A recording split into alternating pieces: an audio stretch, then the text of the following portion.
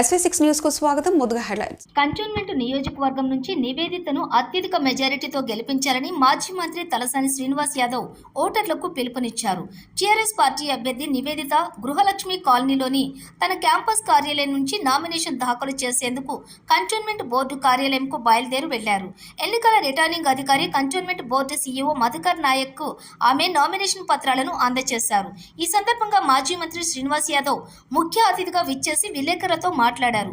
దివంగత నేత MLA Sayanna cantonment లో చేసిన సేవలు ప్రజలు మర్చిపోలేదని, సాయన్నను గెలిపించిన విధంగానే నివేదితను కూడా ప్రజలు ఓట్లు వేసి గెలిపించి ఆశీర్వదించాలని కోరారు.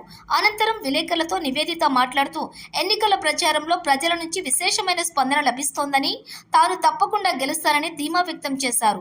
ఈ కార్యక్రమంలో ఎన్నికల incharge Sridhar Reddy, cantonment board మాజీ ఉపాధ్యక్షులు జక్కుల మహేష్ రెడ్డి, మాజీ బోర్డు సభ్యులు అనిత, నళిని, పాండు యాదవ్, కార్యకర్తలు, నాయకులు అధిక సంఖ్యలో పాల్గొన్నారు.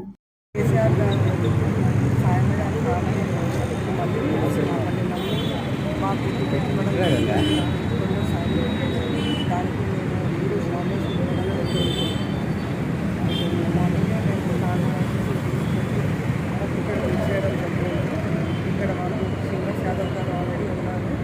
ఆయన ఆశీస్సులు తీసుకొని ఇన్ఛార్జ్ గారి ఆశీస్సులు తీసుకొని మేము బోర్డు మెంబర్స్, ముఖ్య కార్యకర్తలు అందరం వచ్చాము.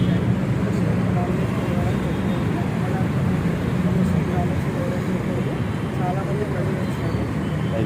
అందరికీ చాలా మంచి స్పందన ఉంది.